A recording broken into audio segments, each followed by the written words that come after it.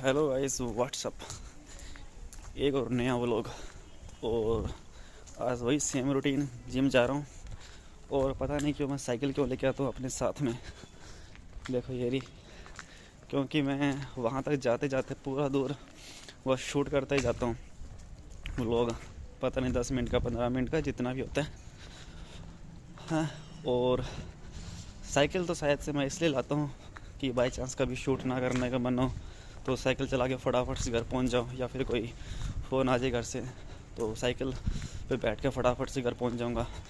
वैसे मेरा main motive तो यही है कि मुझे वीडियो शूट करनी है, और जो भी मेरे मन में बात आ रही है बस वो बतानी है। क्योंकि मेरा एक मोटिव है कि मैं अपनी कम्युनिकेशन को इम्प्रूव करना चाहता हूँ। लाइक ये व्लॉग है तो मैं कुछ भी बोल सकता हूँ। देखो, तो सच सच बताता हूँ कि एक तो होता है ना कि वॉइस पे कमांड होना। मेरा वॉइस पे इतना कमांड है नहीं। मैं शटर करता हूँ ज़्यादा, और शटर का मतलब कि पहले हकलाता था तो उस कारण मेरी स्पीड बढ़ चुकी है। और अभी तो मैंने काफ़ी मेंटेन कर रखी है कि अब मैं इतना हकलाता नहीं हूँ। और क्योंकि ये इसलिए हुआ क्योंकि मैंने काफ़ी टाइम से मेहनत की है। अगर वो ठंड लग रही है भाई, 3 साल या फिर 4 साल पहले जाके देखेंगे ना, 4 साल आई थिंक 2021 में मुझे बहुत ज़्यादा स्टैमरिंग होती थी। मैं ढंग से अपनी बात नहीं बोल सकता था। हर बात में डड मतलब बता भी नहीं सकता। बहुत ख़तरनाक वाली स्टैमरिंग थी। और उसके बाद मैंने एक अंकुश पारे सर की वीडियो देखी थी, जो कि यूट्यूब पे है। सर कोच है, सर सिखाते हैं, तो उनकी वीडियो देखी। उनका एक सब्सक्रिप्शन होता है 25,000 का, 24,000 का, ऐसे कुछ है। 1 महीने के अंदर रिज़ल्ट ला देते हैं। लेकिन उसमें थोड़ा सा मेरे को शक था कि इससे जो सीखते हैं ना, लाइक अगर मैंने उनसे कोचिंग ले भी ली, सीख भी लिया, तो उसमें एक सिस्टमेटिक वे से बोलना पड़ेगा। जैसे अभी मैं अगर आपसे बात कर रहा हूँ तो ये थोड़ा सा सिस्टमेटिक वे में है, 2-2 वर्ड या फिर 3 वर्ड को बोलना है। और ये मुझे थोड़ा सा सही नहीं लगता।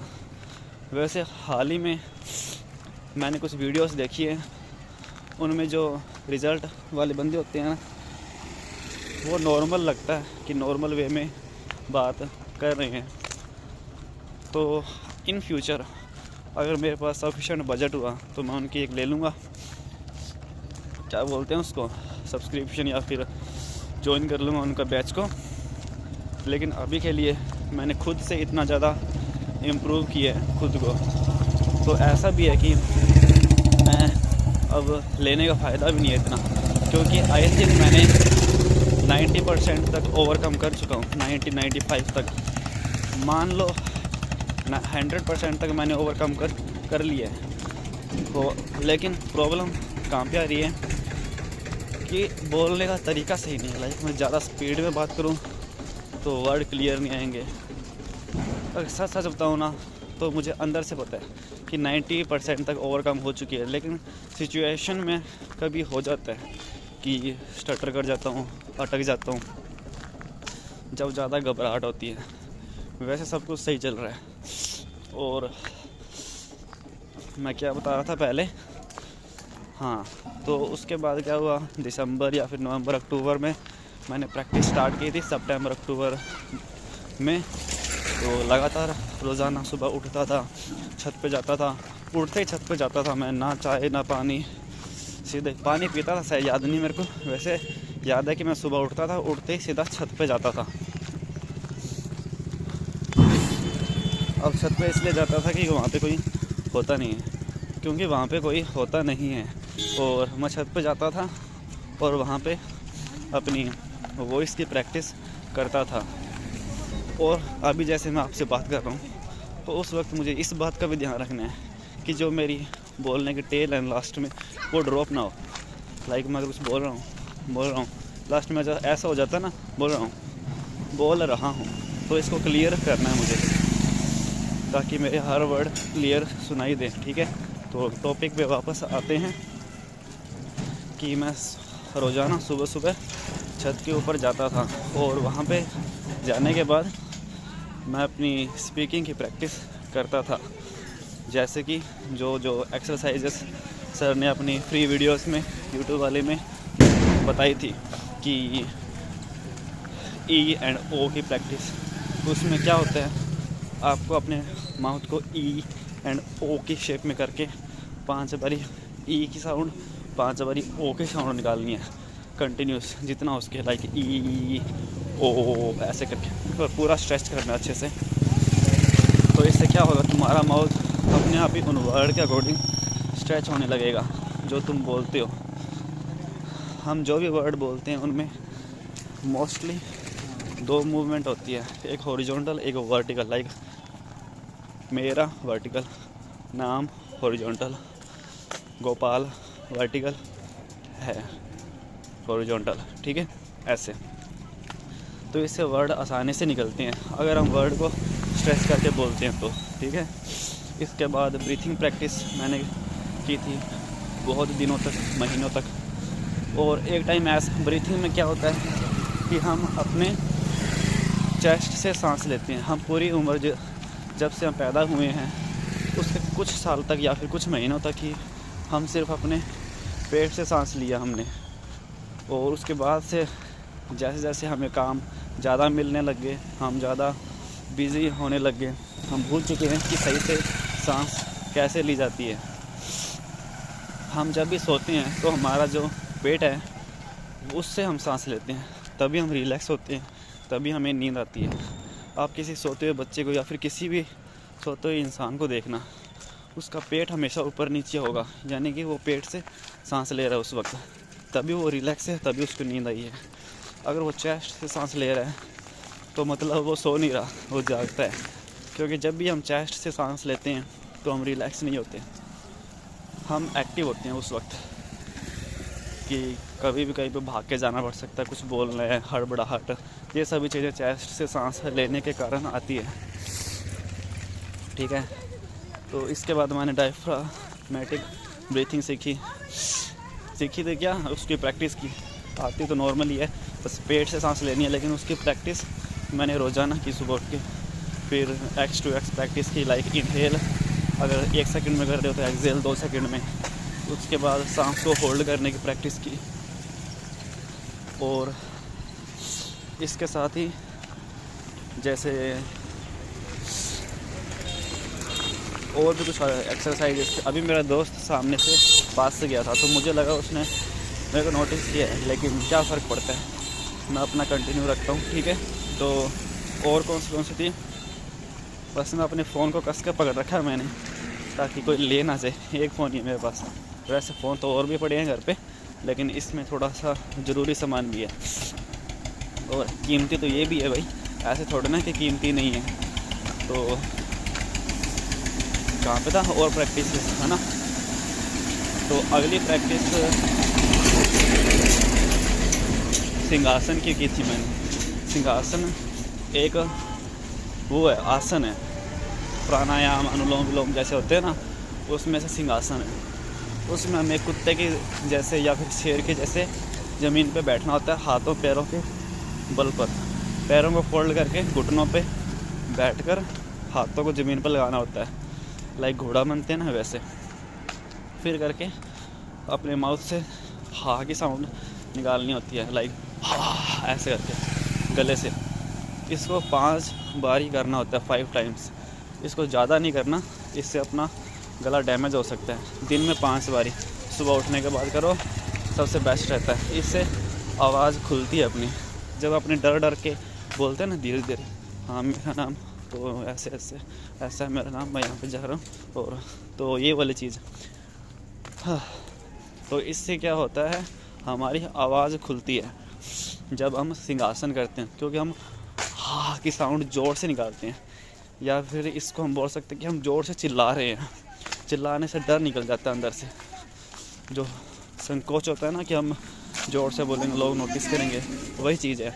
ज़ोर से बोलने से हिचकिचाहट निकल जाती है काफ़ी। तो ये प्रैक्टिस मैं करता हूँ, अभी भी करता हूँ। बीच में मैंने काफ़ी लंबे समय तक छोड़ दी थी, आई थिंक 1 साल के लिए, तो 1 साल से ज़्यादा अभी फिर से स्टार्ट किए। तो इसके अलावा और कौन सी प्रैक्टिस है, माउथ स्ट्रेचिंग, लाइक ई ओ, ये तो हो गया। फिर एक्सप्रेशन की ऐसे ऐसे है, ठीक है। एक बजिंग टेक्निक, ये वाली, ये भी 7-8 बार कर लेता हूँ। एक की प्रैक्टिस ये भी मैं करता हूँ करीब 5-7 बार। वैसे ये मेरा मेन मोटिव ये नहीं है कि सिर्फ ये प्रैक्टिस करनी है और अपनी जो भी मैं बोलता हूँ उसको इम्प्रूव करना, बढ़िया। इसके साथ ही एक मोटिव और है कि मैं एक चीज़ की एक्सरसाइज और करता हूँ। वो एक्सरसाइज है अपनी वॉइस ओवर की प्रैक्टिसेस, लाइक जो वॉइस ओवर करते हैं ना, जैसे डबिंग कर रहे हैं किसी वीडियो के ऊपर वॉइस ओवर करते हैं, उसकी प्रैक्टिस। उसके लिए मैं वीडियोस देखता हूँ कि अपनी वॉइस को और इम्प्रूव कैसे करें, एम्फेसिस कैसे करें, स्टोरी टेलिंग अच्छी कैसे करें, बच्चों को जो कहानियाँ सुनाते हैं उनके ऊपर वॉइस ओवर कैसे करते हैं। जैसे कि आपने देखा होगा जो इंग्लिश वीडियो होती है उनकी वीडियो से हिंदी में डब होके आती है, तो वो डबिंग होती है ना, वही सीख रहा हूँ मैं, ताकि मैं अपनी जो वॉइस ओवर कर रहा हूँ उसके अंदर भी इसका थोड़ा बहुत इफ़ेक्ट जा सके और मेरी वीडियोस भी काफ़ी अच्छी हो पाए। तो ये भी मैं प्रैक्टिस करता हूँ। इसके अंदर भी अलग अलग होती है, लाइक अगर अपनी प्रोनाउंसिएशन इम्प्रूव करनी है तो इसके लिए एक पेन लो, उसके अपने दांतों के बीच में रखो, ऐसे करके दांतों के बीच में आ जाएगा। और फिर अपना जो भी न्यूज़पेपर, बुक, पैराग्राफ है उसको रीड करो letter by letter, word by word, note letter by. जैसे कि मेरा नाम जो माउथ के अंदर पेन होगा तो इससे जो पेन है वो रुकावट बनेगा तुम्हारी टंग के लिए,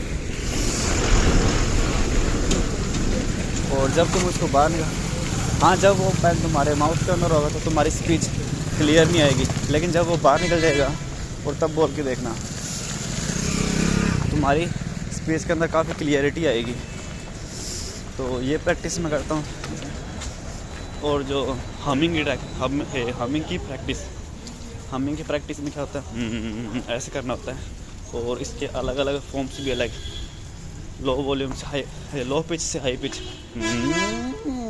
ऐसे करके, ठीक है, ये भी करता हूँ।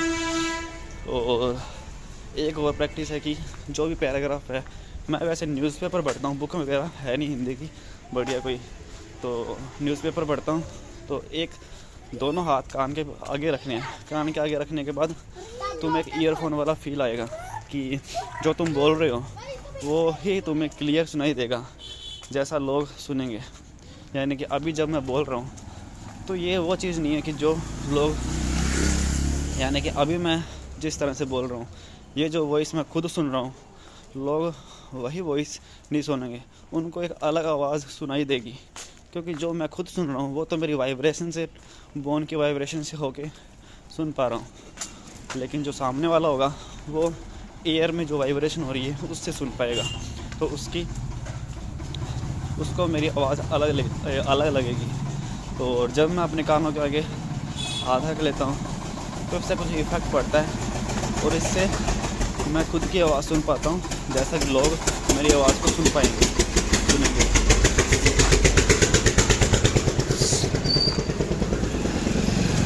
ठीक है, तो ये प्रैक्टिस करता हूँ। तो ये करने के बाद कानों के आगे हाथ रखने के बाद ऐसे करके मैं एक पैराग्राफ लेता हूँ, जो भी है उसको रीड करता हूँ।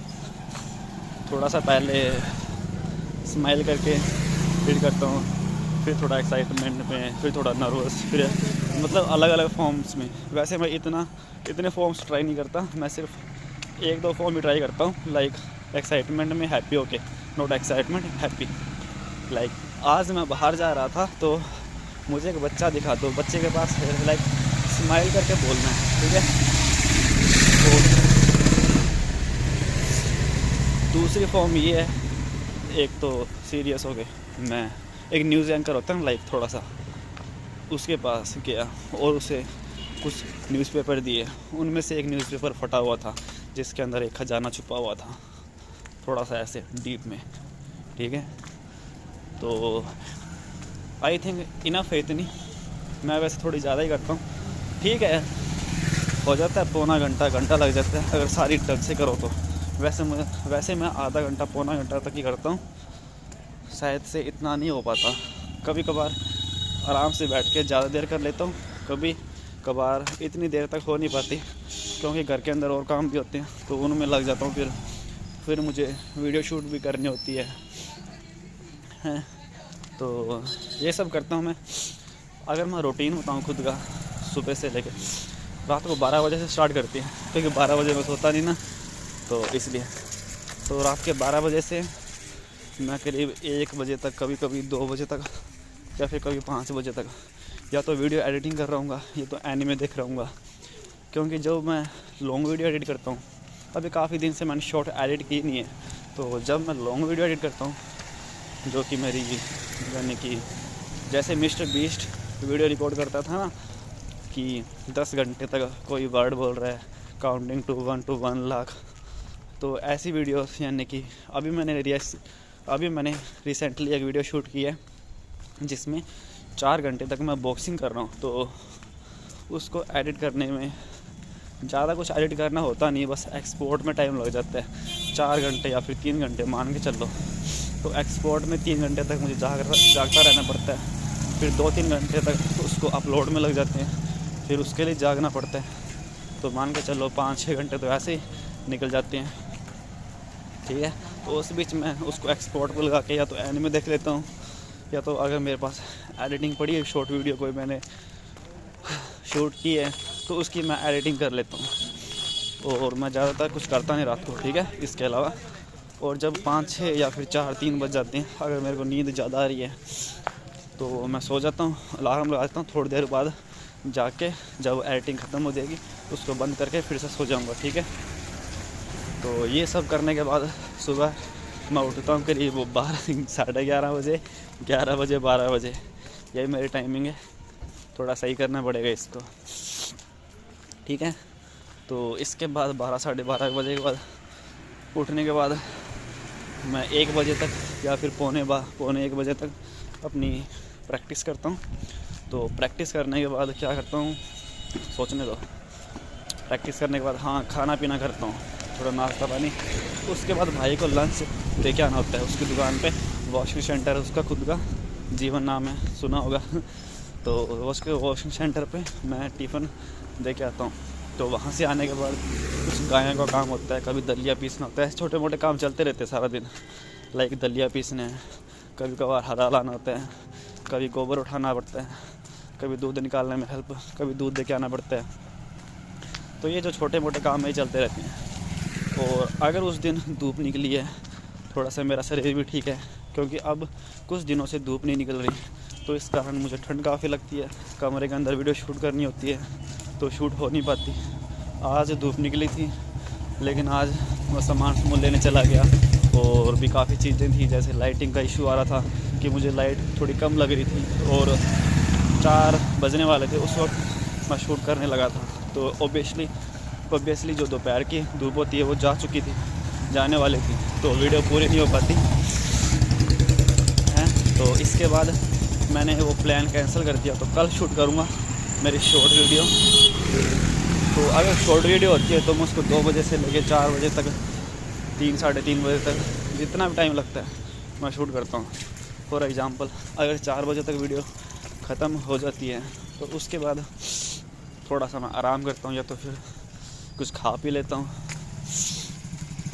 उसके बाद मैं क्या करता हूँ, 5-5:30 हो जाती हैं तो जिम के लिए निकल जाता हूँ।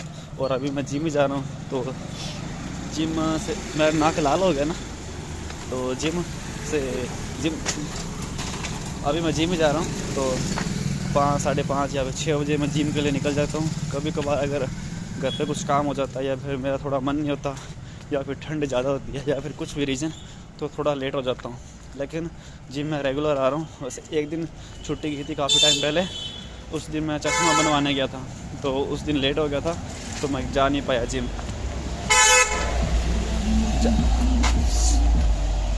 ये कौन लुल बंद है कार वाला।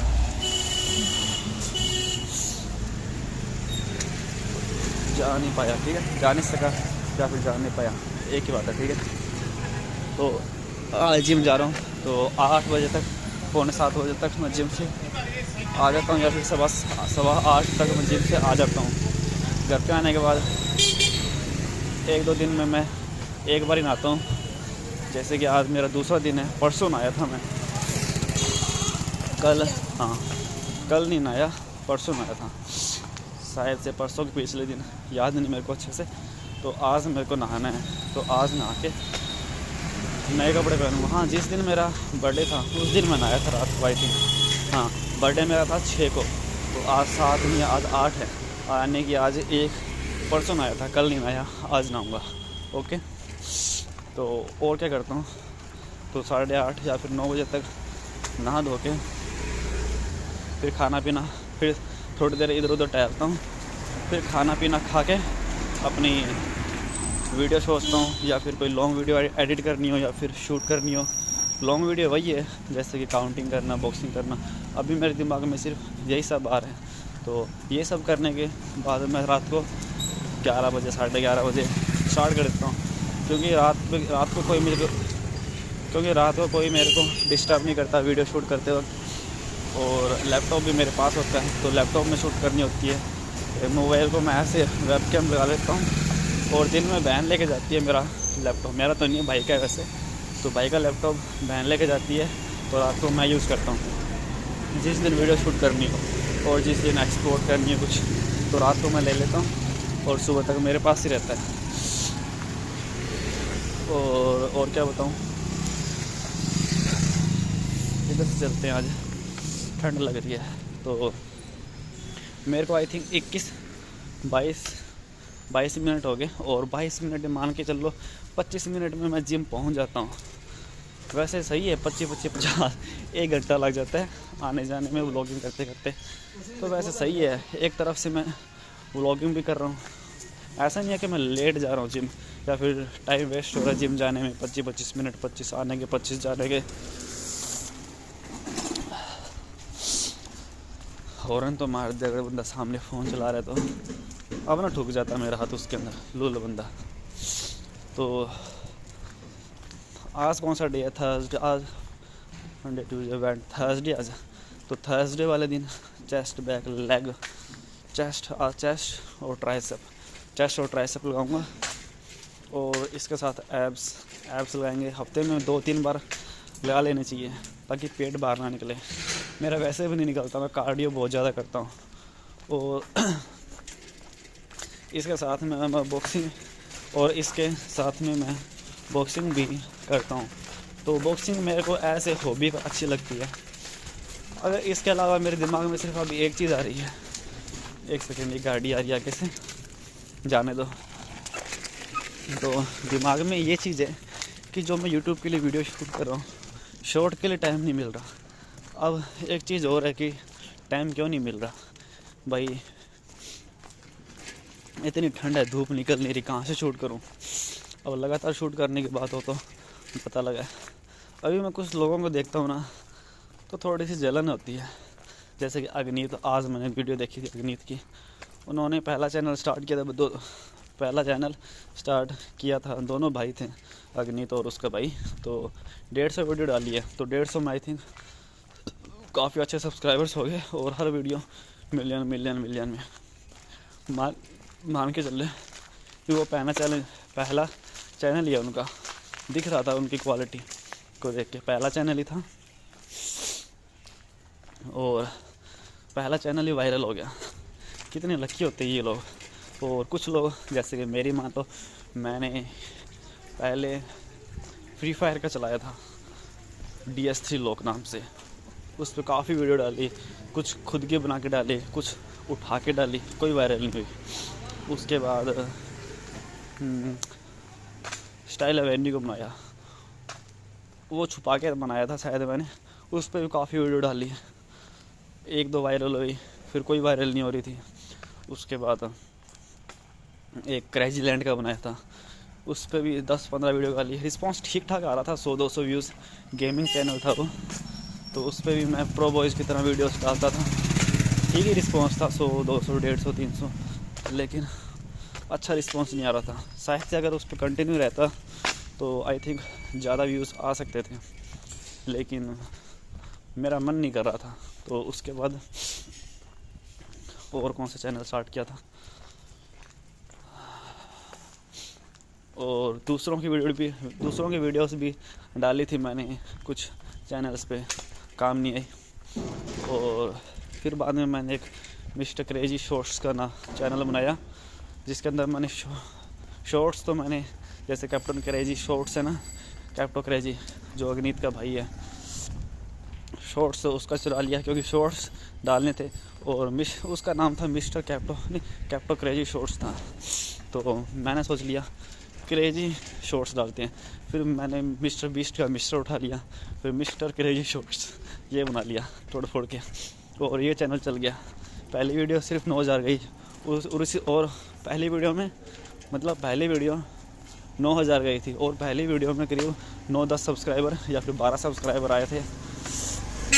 ये बात मैंने कल भी बताई है आपको कि मैंने जो पहली वीडियो में 9-10 सब्सक्राइबर आए थे, ये चैनल मेरे दोस्त ने देखा था और उसने शौक हो गया देख के कि पहली वीडियो में 9-10 सब्सक्राइबर भी आ गए। मेरे को पता नहीं था क्योंकि मैं चेक करता नहीं था कभी इस नए चैनल को। उसने एक दिन खोल लिया मेरे फ़ोन से, तो उसने बताया जब कि 9 सब्सक्राइबर है, मैं भी अंदर से खुश हो गया। 9 सब्सक्राइबर यानी एक वीडियो डाली और उसमें 9 सब्सक्राइबर भी हो गए। तो फिर मैंने ट्राई किया कि और वीडियो डालूँगा ऐसे करके, लेकिन इतना कॉन्शियस होके नहीं जितना कि मैं स्टाइल एवेन्यू पे था। इस पर मैं क्या करता था, कोई कंटेंट सोच लिया बस फटाफट से उसके ऊपर बना लिया, ज़्यादा मत्था नहीं मारा कि ज़्यादा एडिटिंग करूँगा, ज़्यादा बारी कुछ करूँगा। बस एक बारी में शूट कर लिया, जैसा हुआ शूट वैसे ही ठीक है, शूट कर लिया। तो कोई स्क्रिप्ट लिख ली फटाफट से, कोई मत्था नहीं मारा ज़्यादा, नॉर्मल जैसे दिमाग में आ रहा है ठीक है वैसा मैंने स्क्रिप्ट लिख ली। उसके बाद स्क्रिप्ट के बाद वॉइस ओवर जब किया तो एक बार किया वॉइस ओवर भी ज़्यादा नहीं किया। हालांकि उसके बाद मैं 2 बार ही करने लग गया। पहली वीडियो में मैंने सिर्फ एक बार किया था, जैसे हुआ वैसे ठीक, क्योंकि मैं ज़्यादा स्ट्रेस नहीं लेना चाहता था नए चैनल की, वो पुराने चैनल की तरह। क्योंकि पुराने चैनल में हर वीडियो का वॉइस ओवर 3, 4, 10 बारी 15 बारी करता था, और एडिटिंग भी कई बार काट के पूरी करनी पड़ जाती थी, और कई बार पूरी वीडियो डिलीट करनी पड़ जाती थी, क्योंकि उस पर बहुत मथा मार रहा था। और जैसे मैंने सिर्फ काम कम किया, कम मेहनत की, व्यूज़ अच्छे आने लग गए, फिर मैंने बंद कर दिया, पुराने चैनल और नए चैनल पे आ गया।